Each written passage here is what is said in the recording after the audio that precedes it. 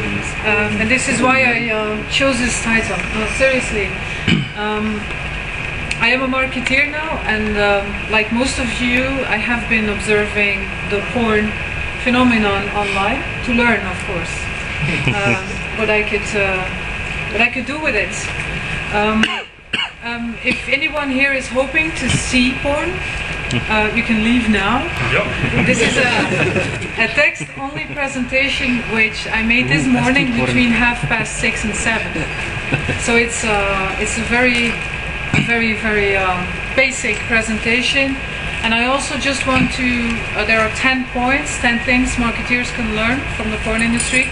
Most of them are very obvious. It's just that many people do not realize that a lot of the things that are normal for modern day marketing have been going on and have been used successfully in the porn industry for at least 10 years.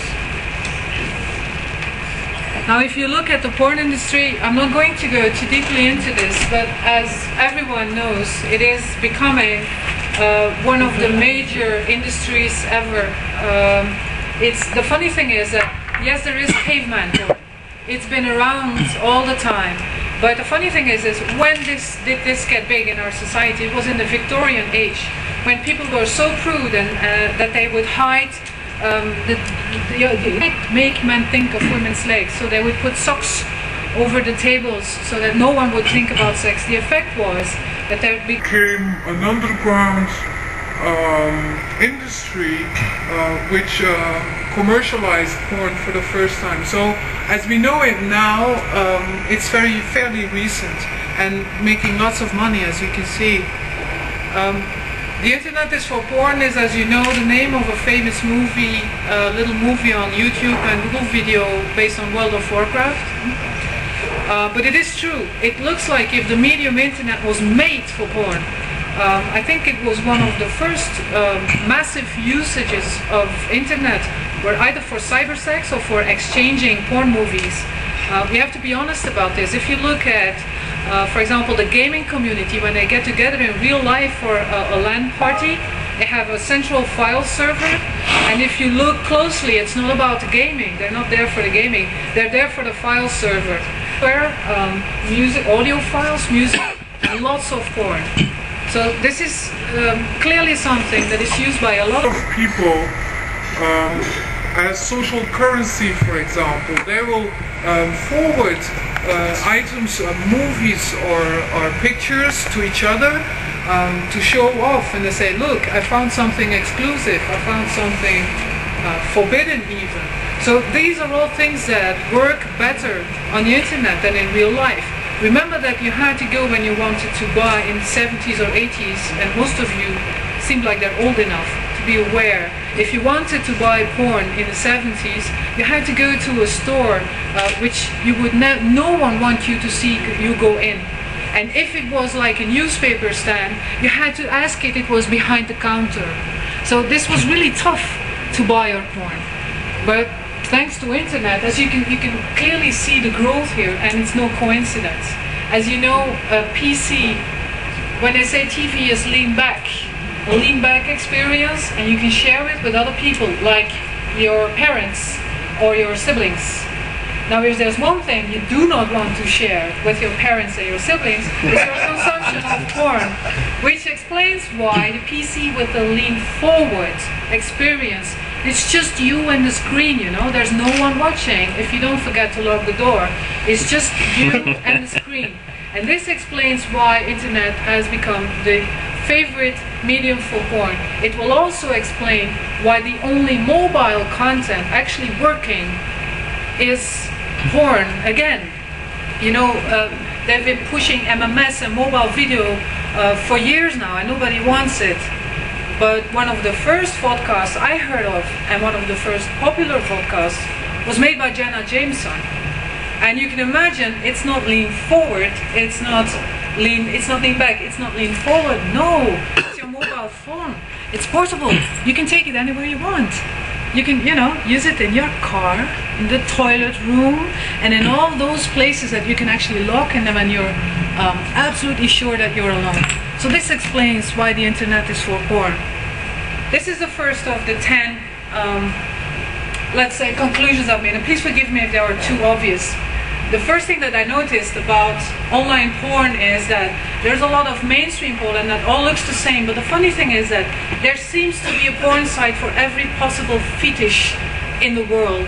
If you are, let's say, a 30-something male and you are crazy about nylon stockings, or you're crazy about really weird stuff that you cannot talk about, not even with your best friends, but that turn you on, you will always find a porn site to suit your needs. If you're into, I don't know, nude mud wrestling midgets, there are porn sites for that. Even for nude mud wrestling midgets who are wearing pantyhoses, I mean, and high heels. It's crazy. It's just crazy, but there are, sorry? Yeah, I'll let you know what the URL is. But you know, it's true.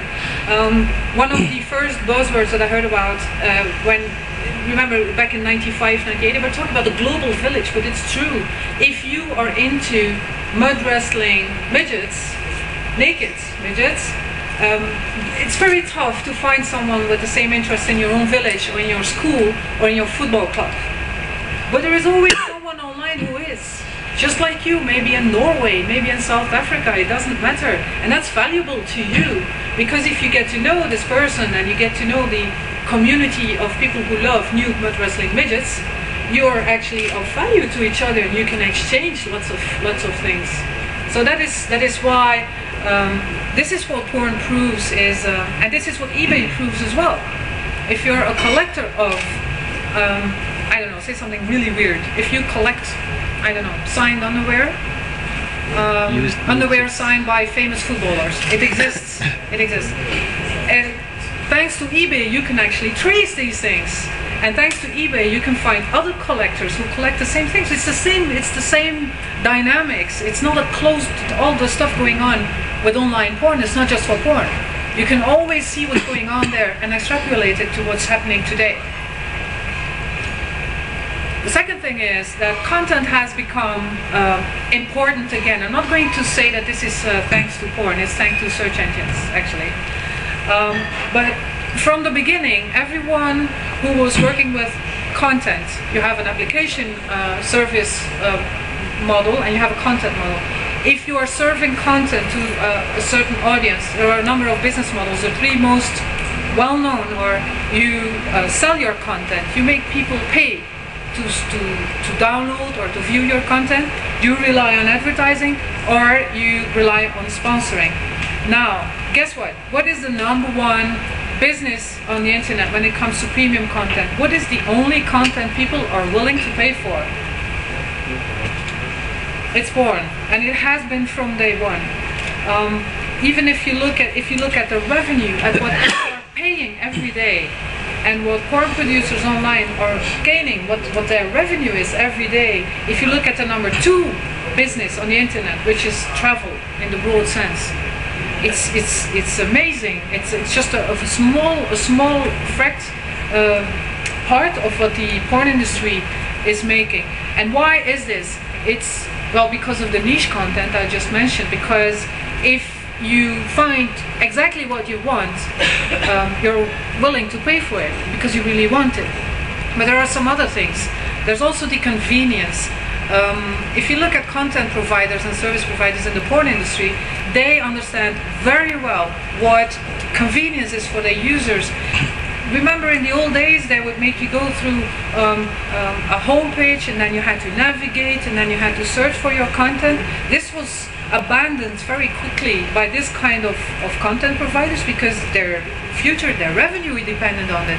And if you look at how they serve the content to you, how they will show you samples of their content to make you come, get in the mood a little bit, and how they exactly show you what you can expect inside. This changed because in the beginning, porn sites were a little bit dangerous. They would say that you could get naked pictures of Cameron Diaz, and then when you finally logged in, there was all sorts of things, but no nude pictures of Cameron Diaz. These are tricks that they abandoned pretty quickly because they know how important their audience is. Another thing is that they realize that there are a lot of websites now that host, say, nude pictures of Cameron Diaz or of nude mud wrestling midgets. And if you are an experienced porn consumer, say if, then you will quickly see the same material returning. You will say, oh no, there she is again. I mean, it's the same pictures of nude mud wrestling midgets I've seen on 5 or 6 other websites. And all these forums, for example, these community websites that post new content, they will chase the content producers that are good at producing new. I mean, if you look at porn, you can clearly see the difference between 70s, 80s, 90s, and nowadays porn. You can, just by looking at the amount of pubic hair, for example, you can see nobody wants to look at 70s porn anymore. They want fresh content. They want to see movies, they want to see pictures that look like if they have been taken yesterday or last week. And you will see that the important porn producers actually have a high level of, they seem, if you look at someone, I'm going to take a soft example. Peter Hegre is a famous photograph of erotic nude pictures. There's not a lot of porn in there, but he's very well known with porn lovers. And there was a time when I thought, how can one person possibly take so many pictures in a week? And then I discovered it wasn't him who was taking it, of course. But he was using his own brand to distribute new, fresh content almost on a daily basis. And this is how he became big, because he became one of the sources of new content. Well, Peter Hegre is a good example, actually. He was one of the first ones who would give away pictures for free in high resolution, and lots of them too. And he did it in a very convenient way. You could download zip files, you could download galleries that would almost, you just had to upload them to your own website, and you could freely use them and distribute them. But what he always did was to make sure that there was a watermark on every picture that says hegreart.com. And you know this because everyone sees this. And in the beginning, these adult webmasters would cut off the watermark. They would cut off the copyright where it came from. And after a while, they just got either too lazy to do this because they were uploading lots of pictures, or they realized that if you show where the content comes from, it's kind of a quality guarantee. And this is a dynamic that was working very well. There were a lot of content producers at a certain time, and only the ones who became famous or well known, the ones who would actually put their name on the pictures, that would their content became easily to syndicate for the users, and they were distributed. So they were using their user network as their they had become their advocates, their affiliates, their biggest fans, really. And they would return, everyone would immediately see, experienced porn consumers, of course, they would see by the style of the picture who made it, where it came from. And many of you will know the difference between a Met art picture and a Hegre art picture, for example. They each have their own style, and that's what they built their empire on. Content producers were also the first ones to send out emails and e-signs with, hey, look, we've updated, go and have a look. Download our newest set of pictures, download our new set of galleries. They were very quickly to adopt RSS, for example, to make sure that their content was distributed. They saw this very quickly. And even this, and I think only a month or 2 months after, you had PornTube, where you could, of course, yeah, well, the .com pretty well explains what you can find on PornTube, but they use exactly the same. You can see videos there, you can grab the code and then embed it in your own website. The fourth one is user-generated content is very big now in 2006, and if you look at, well, say YouTube, a lot of the content there is made with a webcam by users in their own bedroom. They're bedroom broadcasters, really. Now this is even before internet. There was already a reaction to that. You remember that the little camcorders were coming up, just like Polaroid was used for amateur porn a lot. If you want to look at what, Polaroid? It's true, huh? Because when you made pictures of your own wife, And you had to, you know, go to the store and then have them developed. Obviously, you didn't want this to happen. Although a friend of mine works at Spectre, and he says still more than half of the pictures they have to develop in this area. So it's still going on. But when people could actually buy a Polaroid and be in control of the whole process from taking the picture until seeing the final picture, you can imagine what kind of pictures that were made with it. It was what they call in Dutch huistuin en keukenporno. A bit later, same happened with video. People were tired of looking at all these fake porn movies. They realized that they were made, if they were made professionally, that there were actors there, that the dialogues were not very realistic, if there were any dialogues at all, that the stuff going on there, how man and woman were reacting to each other, that was not at all like you would react to your own partner. It was like a completely different planet. And everyone knew that this was plastic, it was fake, it was not about sex, it was porn. When camcorders came, this changed, because people would start making porn movies at home. And this was a really big revolution. It actually caused the porn industry to allow two completely new genres that were born out of all these users using camcorders. They're called amateur porn, which kind of speaks for itself, and gonzo porn. Does anyone know what that is? What kind of porn is this? It's kind of a porn where it's got your own camera. Yeah. While you're having sex. Yes, that's right. Filming and stuff. It's yeah. It's the cameraman is also the male actor. So you get a lot of filming, a lot of like this. But it was, this is, what I liked about this is that it was not the porn industry who decided, let's launch some amateur porn because there's a marketing opportunity there. No, no, no. They saw what was being produced by the users. They quickly realized what popular user-generated content had become, and they also realized that, oh, maybe there's a genre here. And these two genres, amateur porn and gonzo porn, are still very, very popular in the online porn industry. Same thing for now. I mean, I think 5 years after the porn industry realized it, user-generated content has become mainstream. Everyone is talking about YouTube, Google Video, and weblogs and user-generated content, but this was going on years before. So, if you still need a reason to watch porn, you can learn a lot from it. What's going on in porn now will be mainstream in 5 years. What's going on in porn now? I'll get to that. Okay. Porn is, of course, online porn is all about e-commerce. They want you to pay for their content. And I know this is one of the things that sound very obvious now. But to be honest, they were one of the first services who realized that if you wanted to do commerce online, you had to do it right. You cannot just trick people into giving you their Visa number. This only works for a couple of years, and then they will know you're a cowboy. So everyone remembers the time when you were asked, are you over 18, and to prove you are over 18, give in your Visa card number. Those are phishing-like tricks. They were very dirty tricks. And everyone was becoming, this actually caused people to be very reluctant to online commerce. Now it was a porn industry who realized that it couldn't go on like this, tricking people into giving their Visa card number. The world doesn't work that way. So what they did after a while is to try and gain trust again, and that was very tough for them. And one of the ways, for example, is you always have a clearing partner. For example, Ogon and Bibit are the ones who check whether the Visa card number is a valid one or not. So they guarantee both sides that the transaction will actually be effective. Now for the porn industry, one of the main payment clearers is called CC Bill. And CC Bill actually aggregates all the revenue that users generate from different content producers and different websites.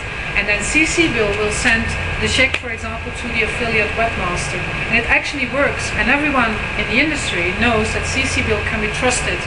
You actually receive the check when they say that they have sent it, which is all the other ones, the cowboys as they're called, were quickly out of business because word spread quickly. And people would say, if you can see that it's being done through, say, CC Bill, you know it's been done right, it's been done in a professional way. So again, trust and e-commerce are very closely knit, even in this industry.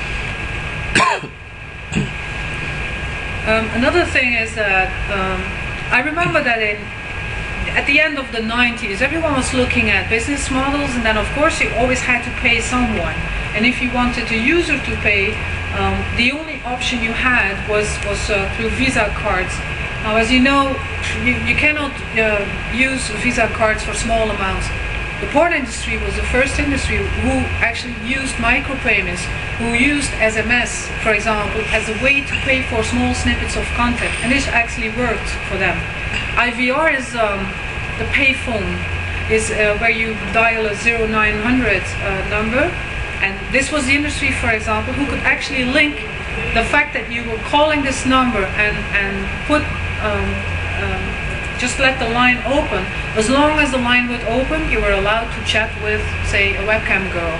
So this link to paying and seeing content online was born in the porn industry. Same for the Flashcom server. It was a macromedia product, which was great.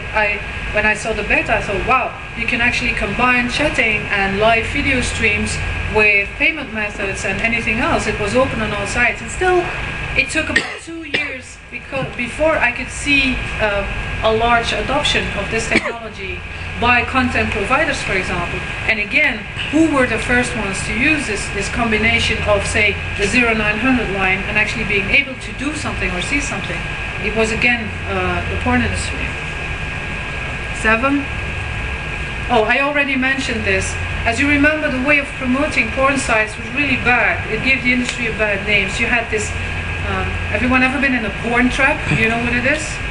A porn trap? Yeah? Yeah, it just keeps coming, and you don't have these a lot anymore. That's because at a certain time they realized this was just harming their own brands. What you see now, for example, I see a lot of new porn sites, and for example, they will no longer use Flash. Although you can use Flash to have a really cool interface, lots of graphic content and all that, now they realize Flash is bad for your, if you want to optimize your pages for search engines, Flash is not always a good idea. So they're very quickly at leaving that behind. They do no longer use intrusive advertising. They were the first to kill the pop-up when all the other industries were still using it. Startup, yeah.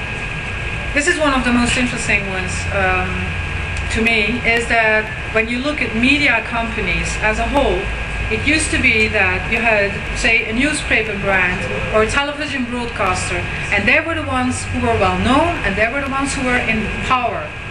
Now we all know that this is changing, and again, this was already going on for at least 5 years in the porn industry as well. The first thing that was happening is that the large media companies, for example, private label, which is something like Hustler Media or Playboy, private media is a very well-known European porn brand, and they're declining everywhere. They're losing market share every year.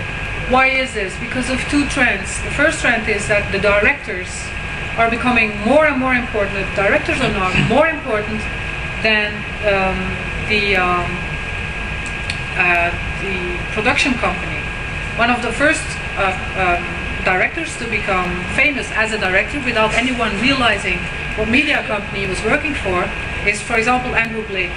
I don't see him. He's the one who was the first to make, as they call it, women-friendly porn. Andrew Blake.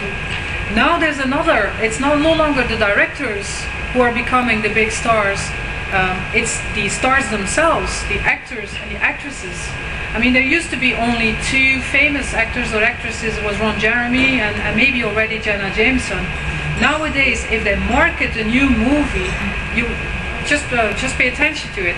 How much they will use the name of a star or an actress to market it. It's because they realize that they get a lot of advantage when, say for example, Tara Patrick is another good example. After a while, they will turn themselves into a brand. And they will be the brand that issues new movies, even if they do no longer star in them, like in the case of Jenna and Tara. And I see the same thing going on. I know it's a weird thing to compare. I see, there used to be, if you were a marketer, there was like God, and then you had Forrester and Jupiter. That's where all the ideas came from. And it was like, oh, Forrester said that, and then there was some kind of a number or a trend. this is gone now. What you say now is that Joseph Jeffy said, and they realize that if you want to launch a new marketing idea, it's no longer enough to say this or that institute said, or this or that research company said. They say, oh, there's another boring, everyone knows that all they do is to just issue lots of numbers and it doesn't mean anything to marketeers. They would rather believe someone who has a name, and they even want to see this person's face.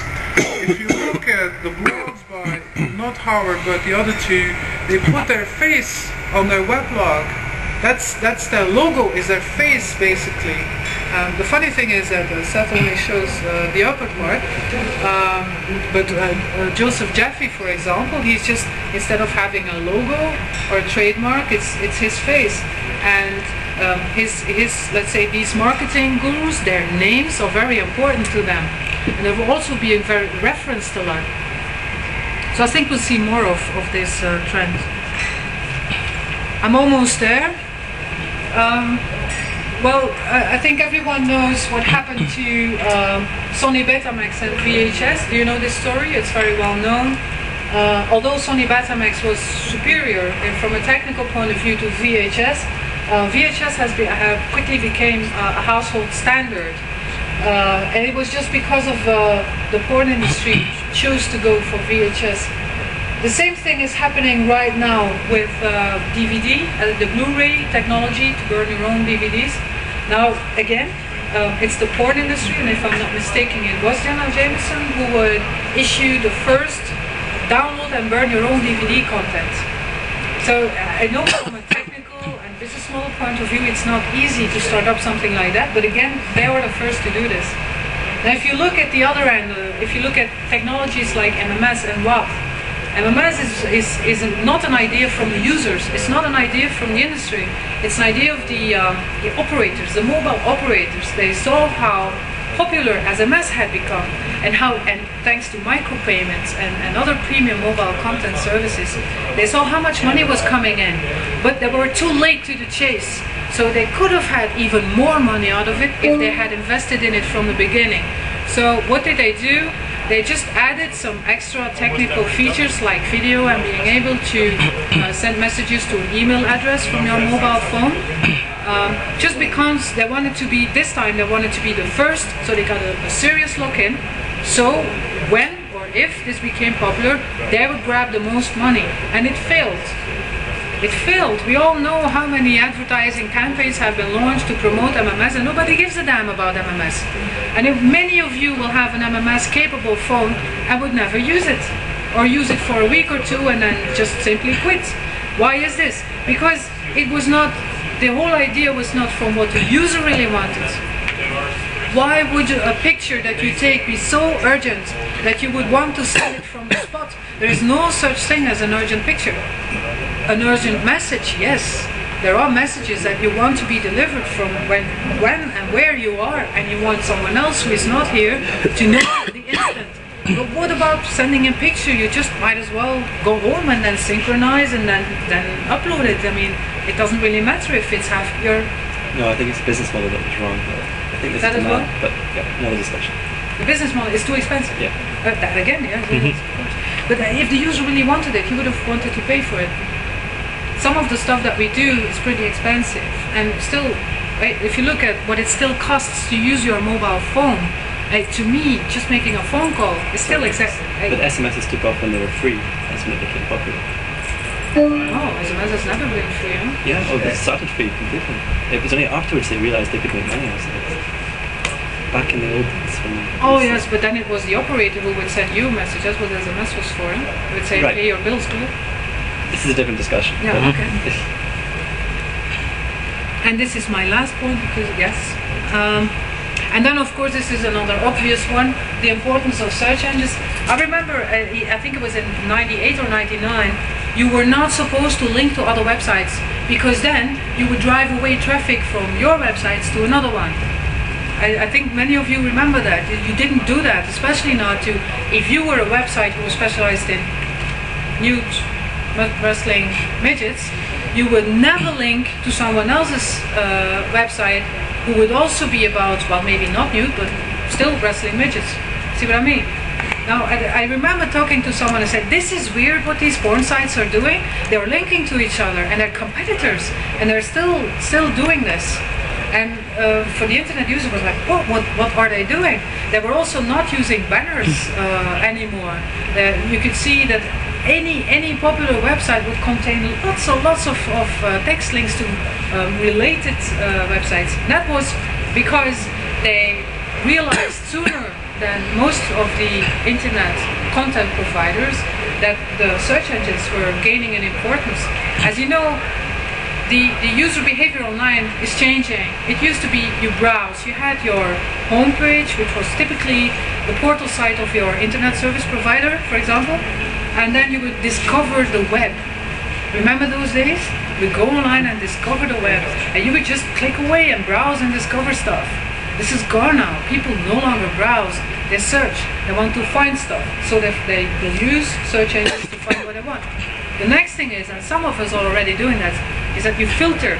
You will just say, I'm not going out anymore to search for what I want. I know where everything is now. And I'll just sit and let all the stuff come to me. But not just anything, only what I want. If you look at how most of you use RSS feeds, you know that as soon as an RSS feed is no longer good enough, if you're disappointed with the quality of the content, you just unsubscribe. Your spam filter is also keeping out what you don't want. So the next phase is that you only get what you want. I guess which industry is already, because they were used to work with niche content and with syndication, they're also the first ones to allow you to get only the porn you want. That's perfectly possible. So this was my final point. I see that it's time already. Are there any questions or remarks? Yes? Is there any market for female? I mean, female customers? Female customers. Female customers. Yeah. It's all male. I see what you mean. Women do surf for porn, and but they usually don't buy it. They seem to be, yes, they do not surf to porn for women websites. I know these exist, but they're not popular at all. They will, for example, surf to porn for gay people. The women actually like most of the content for gay men, and they enjoy watching to certain points. But the experience of women is different. They, what shall I say, they do not have this lean forward, they do not have the same drive as men. A man is going online for porn with a certain goal. He wants to find his thing, his niche content, and he in his mind he says, I want to spend minimum 5 to 10 minutes until I find it. When they find it and it's a video, they will put it in a loop. So they do no longer need their hands. See what I mean? That's what men do with porn. Women are different. You will see if you would watch, if you would ever get the occasion to watch women go online for porn, it can keep them busy for hours. They're entertained by it, they're amused, they're inspired by it, they get a good laugh out of it, and they just, I don't know, they just consume it like you would consume something on National Geographic, so to speak. They do not have this, no, women do not go online and watch porn to masturbate, that's my point. So you get a completely different behavior of what these two sexes are doing online. Which, yeah? Is the notion of sex changing? Because what I noticed is that a lot of young people, their first sexual experience is online. Yes. So they, basically they masturbate in front of the camera, and they don't consider it being sex. That's right. The far end was that years ago, you would grow up as a teenager and know absolutely nothing about sex. My grandparents were like that. And that's why there were so many teenage pregnancies, because they would walk together to the haystack and then, whoops, all of a sudden the girl was pregnant. So that was bad. That was really bad. That people could, many girls, for example, thought you could get pregnant by French kissing. So that was really bad. But we are at the far side now, the other end. A lot of teenagers now grew up with porn, and to them it's their sex education. And there is a good and a bad side to this. On the one hand, they know perfectly well what say one nude man and one naked woman, all the possible combinations and ins and outs, they know full well. The downside is that they think that some of the techniques used in porn, and many of these techniques are there because they look good. Just because if you look at the right angle and if you have good lighting, and just from a technical point of view, as a porn producer, it just looks nice when you see the footage. It's not good sex, it's just good footage, if you know what I mean. Yeah? Everyone knows this because if you try to imitate what they're doing there, you either just break a leg or yeah, it's not. But many of these young people, the generation growing up with porn now, actually thinks that the moves that are being made in porn movies are normal for their own sex life. So to speak, you could have a 17-year-old who thinks it's normal to walk up to a woman in the street, say, "Won't you come to my house?" And then grab her by the hair and do like this. That's not how it works. And especially the 18, 19-year-old girls, they are having a hard time with this because they have to cope with these boys. If you know what I mean. It's serious. In teenagers who have a relationship now, if you listen to the young girls, they're having a really hard time because they have to live up with these expectations that the boys have from watching porn. And I think if everyone would have been able to talk about porn and what is going on online, there would have been an opportunity to correct this image that the boys have. But you're not supposed to talk about it, and porn online is a bad thing, especially in America. There is this tendency, you have to protect children from watching online porn. But you know what a 15, 16-year-old boy is like. Even if you hide it from them, they will always find it, so that's clearly not the solution.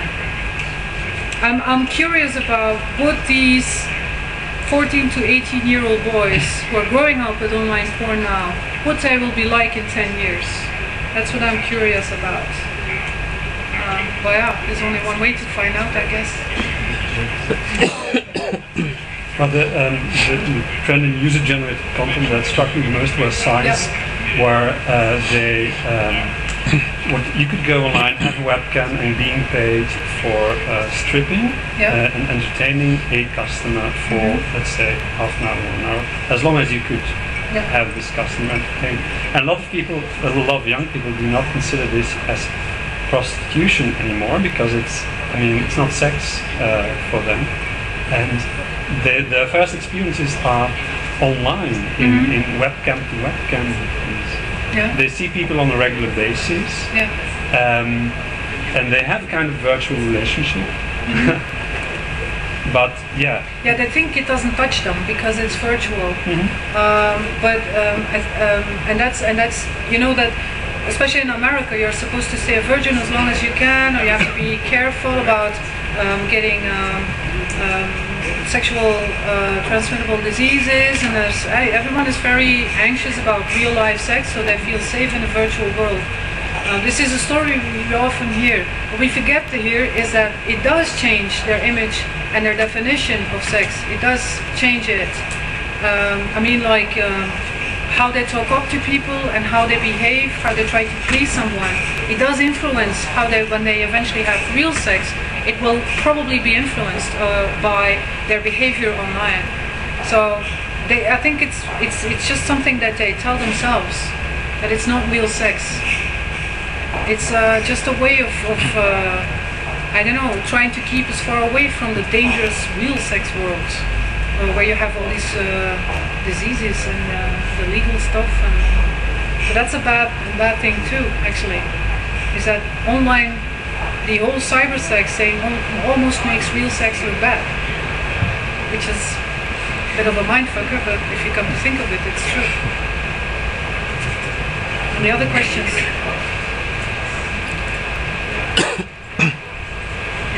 Okay, thanks for your time.